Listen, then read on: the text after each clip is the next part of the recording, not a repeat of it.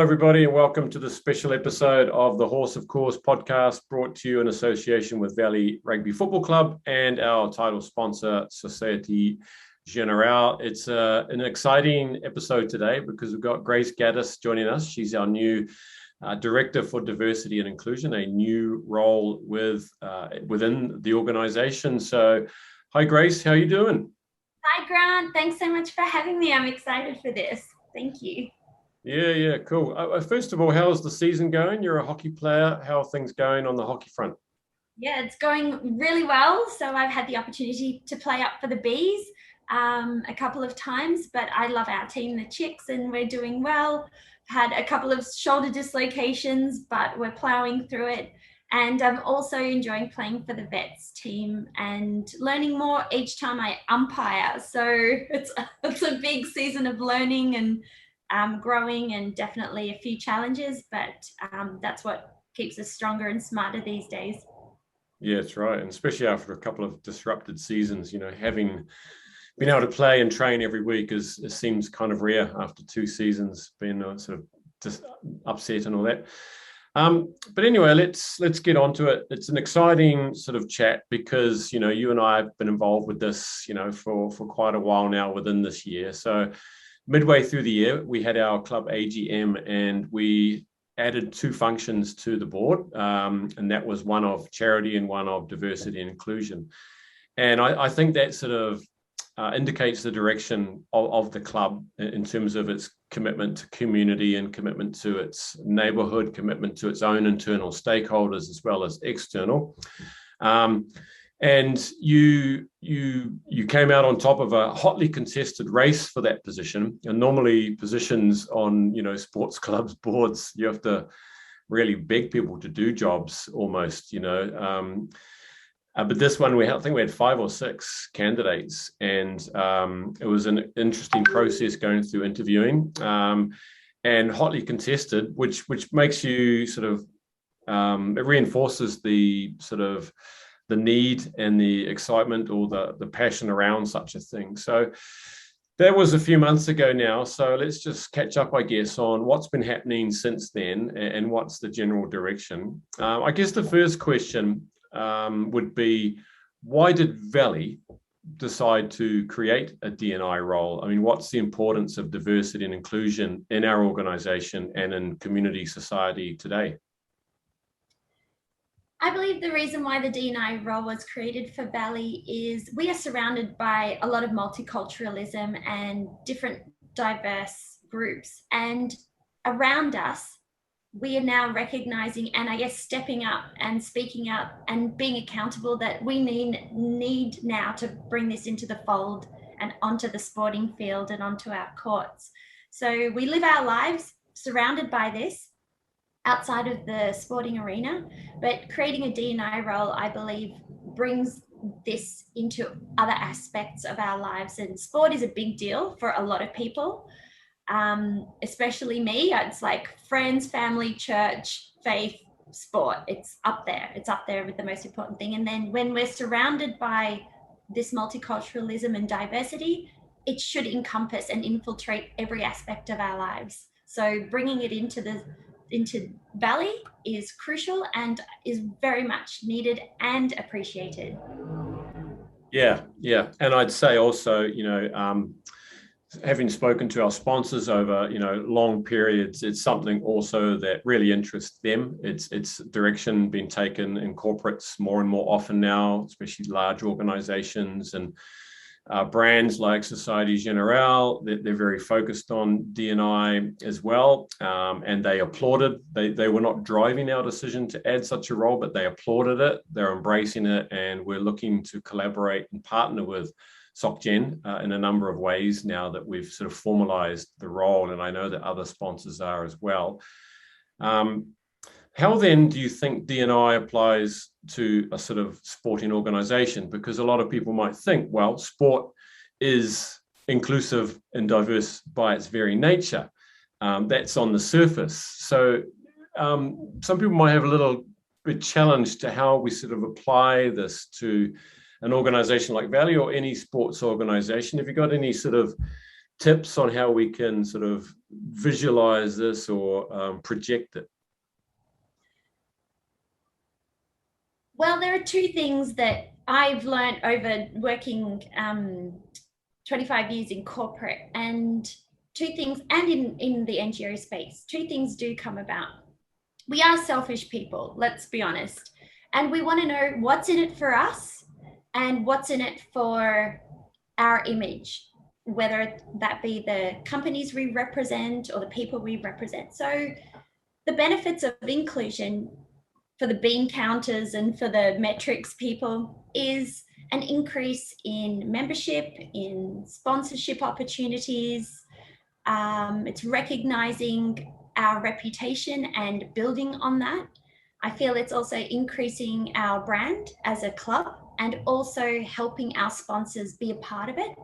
It increases our volunteer base and those who want to be part of the club, which obviously will lead, God willing, to membership, but helps people have more opportunities to participate now that the spectrum is starting to widen of different areas that we want to be involved in, as you mentioned with Valley Foundation now in the D&I space.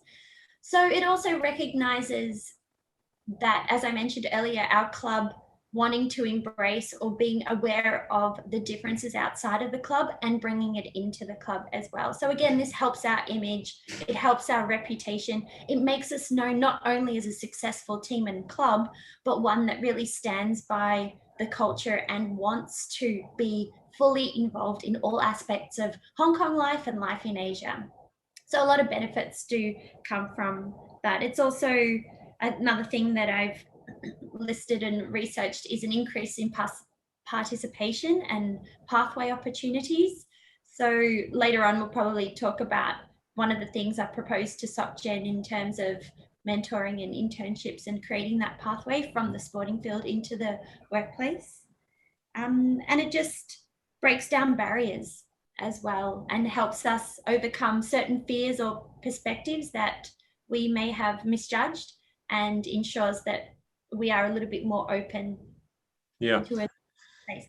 Yeah, exactly. There are numerous benefits for sure. You know, we live in a multicultural city as well. It's very diverse. And do you think that you mentioned participation? You know, not only amongst the adult club, but you know, Valley Fort, the juniors. We also run youth netball and hockey sections. Do you think there's any sort of limitations or obstacles to joining a club such as ours, which has, you know, a long tradition, predominantly in a sort of Western sort of mix over the years? It was started by expats many years ago, and over the years now we do see an obvious transition to a far more diverse mix of people.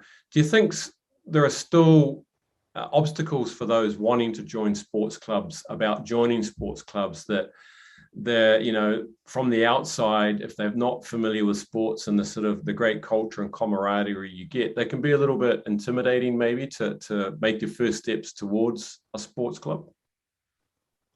It can be, and again, it goes down to the reputation of the club. If we establish ourselves as a club that is accepting, we have a place for people to belong, we celebrate, we are compassionate, and we have that reputation starting as soon as possible, and I guess that's part of my role to ensure that awareness is brought to light, then it makes it a bit easier for people to come into that space.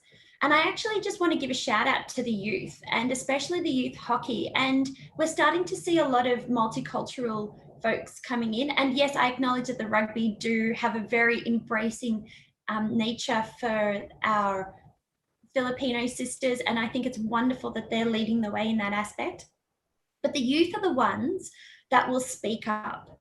And whenever they feel that something is not quite right, they have the courage to say, hey, this happened, or this is something that could be better, and have come and voiced that. So we're looking at succession planning as a club, and you do that with any environment that needs leadership and numbers. And for them to have that courage and for them to bring friends into that space and say, hey, this is a really great club because of this and this and this, you'll be heard, you'll be looked after, etc., helps us then continue on the legacy and makes our club, both in word and action, be a place of acceptance, belonging, and care and compassion and celebration. So the youth are the ones that are going to speak for us based on their reflections and what they're perceiving and what we're doing to lead the way as the older, more responsible ones. Yeah, I love that. And, you know, there are many generations in the club. You know, we still have people playing the game into their 50s and 60s. We have founding members, you know, are still around that are sort of in their 70s and 80s. And our former sort of chairman, John Barrett, is turning 90, I heard, you know, in a couple of months, you know, and it's great having such a sort of a wide variety of generations within the club. You know, I find that the forefathers and foremothers of the club are sort of grounding us in sort of why we started out in the first place. So that's really important. I really like that. That's a really good distinction. And one thing I learned during my sort of time in corporate was diversity management is not just accepting diversity, which is a very base level that you can aim for, but it's actually embracing it and using it to, you know, to make us better, you know, by understanding all the different types of people that we have, different backgrounds. And once you sort of like, and you can enhance the club and you can sort of supercharge it through, you know, getting the best out of everybody and not just saying, well, you know, we take all comers. I mean, that's pretty easy to say, but it's the proof is in the pudding. And I know you've got ideas around that. So on that note, what has been happening over the past few months? I know you've set up a subcommittee, and what has been planned? I know that we've done a bit of a survey, and what's sort of coming up that the members can sort of look forward to and how they can perhaps get involved. Okay, so as you mentioned, we have set up a subcommittee. So there's about 5 of us. We've got one of our Hong Kongers from netball. We've got a couple of youth from hockey, rugby, etc. So subcommittee's been set up. We've met twice, and first and foremost, we're sort of making save the date arrangements, but we want to do every quarter a potluck and trivia night that highlights an area of diversity within our club and within our city. So stay tuned for that. So we'll do that quarterly, preferably on a Friday night. We've also started to put together, and I've been doing some research of putting together a D&I policy, which will include an escalation process, FAQs, and resources.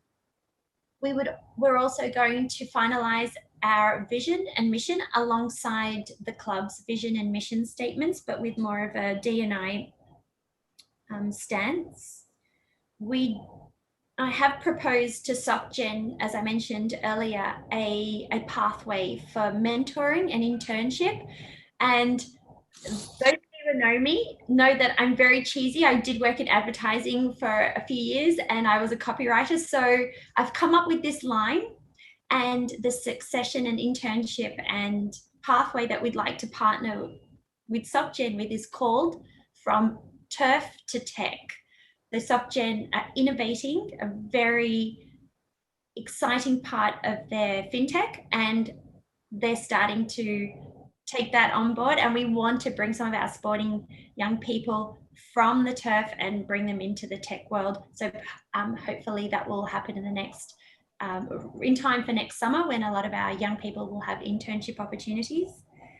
And very, very early discussions. A lot of our ethnic minorities, refugees, asylum seekers who come from Africa and different parts of Asia and even Eastern Europe and the Middle East, they love football, they love soccer. So we would love at some stage in the next 6 months to a year, start a Valley code that is predominantly, if you like, the teams are made up of EMs, asylum seekers and refugees who will play soccer. So a Valley soccer code. So let's see how that goes. Oh, that sounds interesting.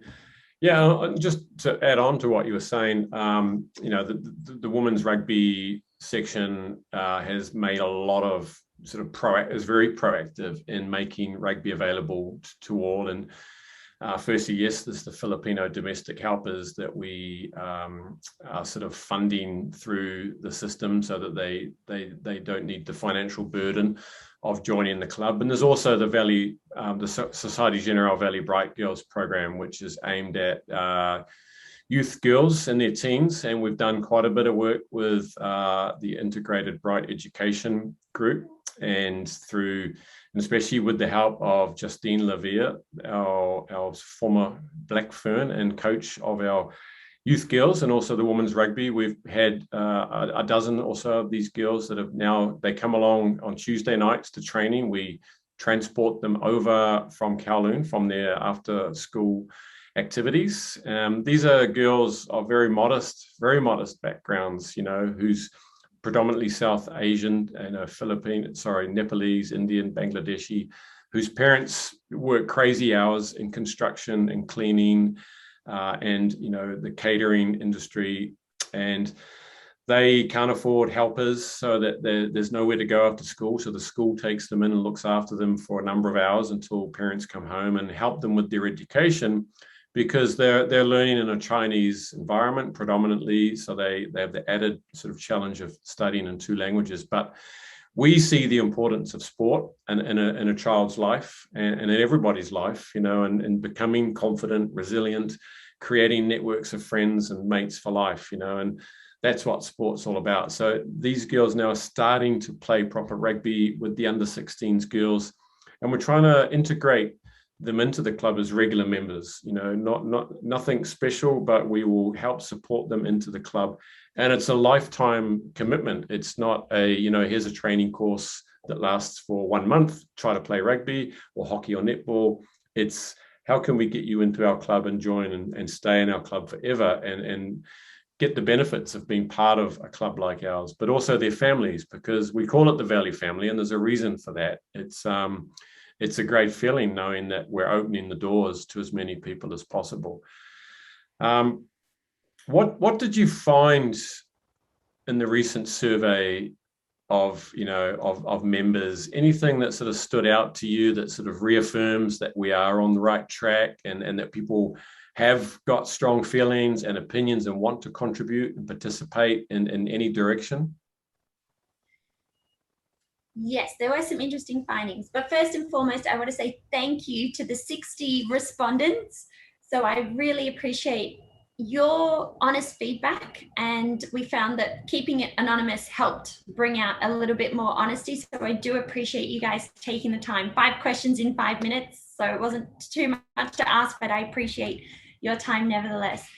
So we found that 75% of respondents were familiar with or participated in an area of D&I, be it in their schools, in their workplaces, with NGO work that they do, and CSR work that they do within and outside of their organizations. So there is that familiarity. And there were some key comments that really stood out, and you know who you are, so thank you. So things like, why can't we have some of our comms in Chinese as well? And I think that's a very key message, because we are in Hong Kong. We want to make sure that we look after the people that have accepted us into their culture and make sure that our communications are bilingual in that sense. So thank you. We have had people mention that can we have female physios as well as for the women's rugby side. We've had people say, I've felt really accepted, and regardless of my sexual orientation or cultural background. And it's been really encouraging. Some coaches have been named as just being really welcoming and encouraging to these folks and creating an atmosphere of acceptance. So overall, there were some really key comments in there. And yes, it was skewed more to people who are in the workplace. So for those youth who filled in the survey, I know some of your comments came through, but of course, most of you have access to me at any time, number and email. So your comments will be encouraged later on as well. So feel free to reach out. But those those respondents who are familiar with the D&I space, it really brought a key message home to me. And that was, if we are so involved and are familiar with the D&I work that's happening around us in our schools, work, CSR, NGO work, how is it that we are not bringing this into our club and making more of an effort? And low-hanging fruit, as you mentioned, is, all right, we are diverse, so we're trying to recognize differences, and acceptance is a very low-hanging thing.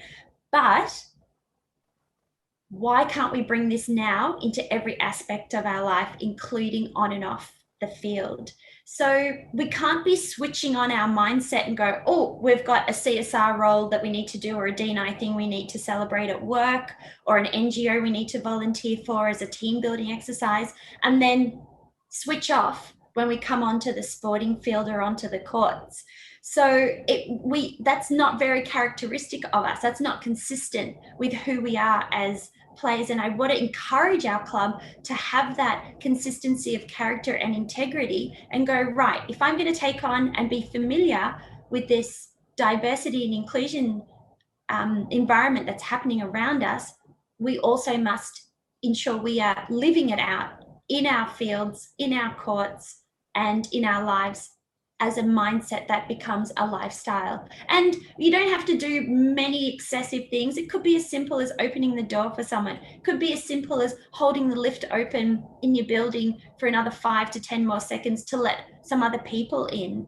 It's different and simple acts of kindness that cost us an extra maybe 5-10 seconds of our time, but it shows that we are living the D&I mindset, not only in our workplaces and in our schools and in the work that we do in CSR and NGO, but on and off the field. So it infiltrates every aspect of our life, and that's how we live lives of integrity and consistency, and we build our own character, but also, again, it's the reputation that we have as sports people, as athletes, as representatives of Valley RFC. Wow, I'm going to go and transcribe that, because you've really nailed it right there. I think you've really captured the essence of what it is, and it doesn't start and stop at any moment. It's a seamless approach to life as an individual, as a group of people, whether it's work, family, or sports or anything else. Really nicely phrased, Grace. Oh yeah, we talked about low-hanging fruit, because we didn't want people to get sort of scared that we're suddenly, as a sports club, going to take on a whole new direction. That's not really the point of it. There are a number of little sort of subconscious biases that will exist in little pockets that, I think overall, in general, society is really shining a light into some of these corners, and people are, got to be fairly, ignorant to not see, what's going on, and how there's a great flattening out and a drive for the equality, and not just a perception of equality in all those areas. It was interesting when we did the interview process for the position. One of the candidates said, why do we only have sausages at club days down at the rugby pitch? And it sort of stopped us in our tracks, and no one really had questioned it. Like it just seemed normal. It wasn't deliberately designed like that to sort of please one group or upset another. It was just a way it had been done for a long time, and those sorts of habits or sort of systematic approaches to doing things are ingrained in us, and yeah, of course we could have samosas, it's crazy that no one's ever sort of really thought of that. Little things like that, and then low-hanging fruit, people start to realize, yeah, there are easy things to do, really, really easy, that aren't going to hurt anyone, take no time and no cost, and be greatly appreciated. And those little things start to add up, and we all keep reaffirming that, these are not difficult. These are how things should be done, and how we can sort of strengthen our resolve. Now, in terms of going forward, and I know there's a committee, and there might be more and more voices that come out as we sort of shine that light around. I'm assuming people can get in touch with you at any time, can't they? And just doesn't need to be a survey. At any time, you're open to input, ideas, questions, remarks, or criticism as well. So it's diversity.inclusion@valleyrfc.com. I know that your arms are wide open. Absolutely. And my LinkedIn profile and my Facebook profile are public. I'm not on Instagram or Twitter or anything like that. And I'm out and about quite a lot. I do spend almost all of my Saturday on the hockey field, and whenever I get a chance, I try and go over and watch the rugby. I still have to get round to watching the netballers on Monday nights. I have games during that time as well, but I want to make sure I am present, fully available. And just recently I've taken on a new role at a different church, which means that I will actually have more time to do the work with Valley. So it's released me from other responsibilities, but I have 3 focuses in my career and in the NGO work that I do. And one of the key roles is the D&I role. So this role and being on the board of directors looking after D&I is a privilege, and it's forced me in a good way to make a significant lifestyle change and almost a career change to ensure I fit that into my life, because I love the club, Grant. I love Valley. I love that we are a club that is fully resourced to the best of our ability, and our collective community can make things happen. We have been shown and we have proven that we take the seemingly impossible and make it possible. Our club is getting to that stage where we are recognizing greatness, and we need to live out that greatness. We are an exceptional club. Yes, we do have faults. Yes, I make mistakes, and I am a failure every now and then. I'm acknowledging this through and through, but I know that our club has every possible resource and every possible opportunity to be better. We need to be better. We need to do better, and together we will be better. And so I feel like we need to stand up and step out for all the right reasons. So I believe all these goals are achievable, and I'm fully confident of Valley, our club, our atmosphere, our people, because that's what makes the club. And a big thank you to our sponsors who are backing us through and through. Again, beautifully captured there. Thank you.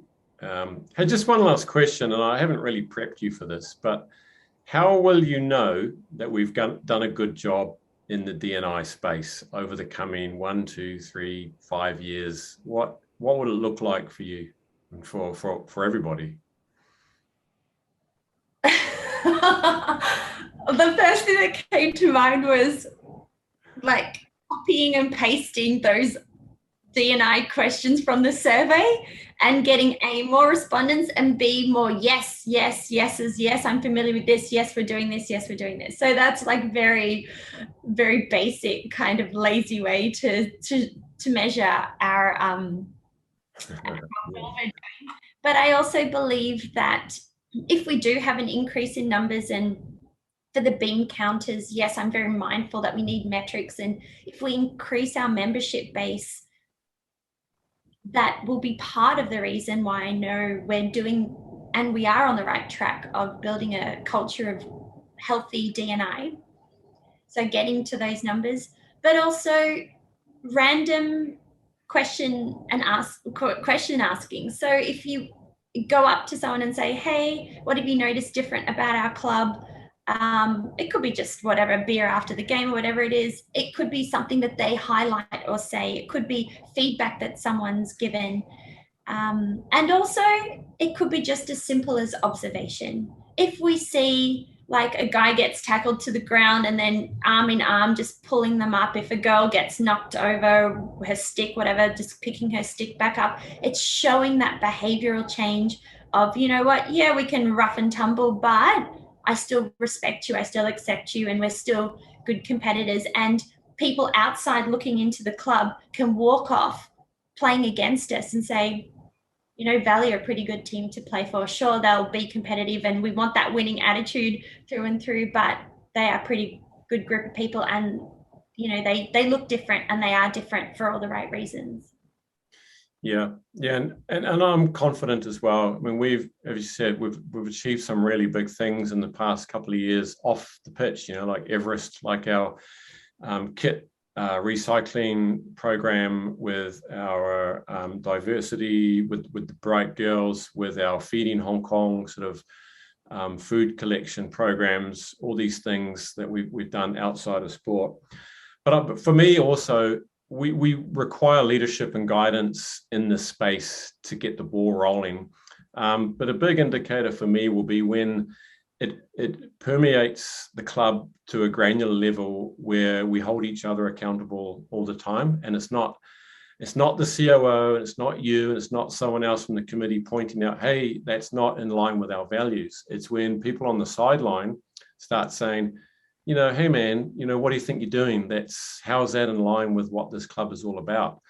And it permeates the spectators and our families that they know what we're all about. Having kids play sport and having parents shouting at kids from the sideline, it's not a D&I function, but it's an area where you expect other members to say, these are just kids, leave them alone. They're here having fun, leave the coach alone, stop yelling at the ref, and holding each other accountable, quite publicly, and not being ashamed to do it, pulling someone aside or, doing the right thing. For me, that's when you know that it's right into the granular sort of texture of the fabric of the club and what we stand for. And we're a long way there already. I'm sure that goes on all the time, but that'll be a big indicator for myself. Any concluding thoughts before we wrap up, Gigi?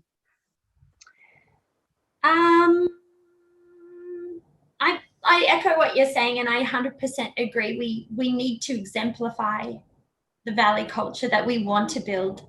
And we have the building blocks, and we have a firm foundation in which we can go on. The gentleman that has been with the club for 90, like he's turning 90, is a really good example of that. So we do have what it takes. The foundations are there. We just have to build from there as best as we can. And you said something that was actually really key.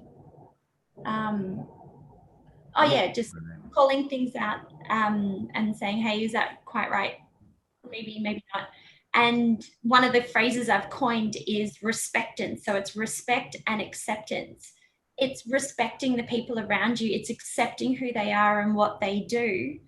And you don't have to hug them all the time. It's not about, belonging, care. Yes, we want to be all of that. We want to do all of that. But it starts with respect, who they are and what they do, and accepting who they are and what they do. And I am guilty of judging. I mean, that I will put my hand up and say I'm the first, and I'm sorry, and I want to be kept accountable for that. I may say something, I may do something, and I expect, and I'm fully open to feedback, someone to say, hey, Grace, I would expect better from you. I would expect you to be this or say this or do something. So I'm the first person, as you mentioned, I'm fully contactable. I can be approached in any way, shape or form. I would be the one to accept any feedback and improve myself, so I can then exemplify our club's values, our club's vision, to be a group of people that are really just, people want to be part of Valley for every reason. And the most important thing is because we do show a level of integrity and character, both on and off the field, that other clubs may not have, or not courageous enough to stand up and to step up with that mentality. Awesome. Really inspirational. And we're in good hands with yourself, the committee, and the boards involved. And I know our sponsors are also going to be sort of supportive of all this. So thanks very much for everything you're doing and taking the role on. It's anyone who volunteers for stuff, in the club, it's a massive help for moving us along. It's generous, it's kind, it's compassionate, and keep up the great work. I'm going to be working with you on some of those programs and looking forward to seeing, where we end up, day after day. So Gigi, thanks very much. Grant, thank you for all that you have done for our club. I know it's not easy, and I know there's a lot of balls that you've been juggling, and we appreciate your leadership, your guidance, your advice, your love for the club, for the people, the stories you share. And you have been really instrumental, and I wouldn't be here if it wasn't for you. So thank you so much for the opportunity, and thank you to those who voted. And I just want to give a quick but important shout out to AD, to Shraddha, to Sophie, to Carolina, to Trey, and to Brad. So guys, thank you so much, and we would love 2 more people to join. We want someone from any code to pop in. And thank you, Grant, for the opportunity. Thank you to our subcommittee. You guys are so fun. I love cooking for you. You can come over anytime, and we're just going to go from strength to strength. We're just the core, but we expect everyone to come alongside us and be part of this journey. We're good to go. So let's go. Valley family. Yes. Valley vibes. Thank you, everyone, for joining the episode. I'm sure you're inspired. Get in touch with Grace at diversity.inclusion@valleyrfc.com, or reach out in any other way, and do a little bit for the club. You know, it's on all of us.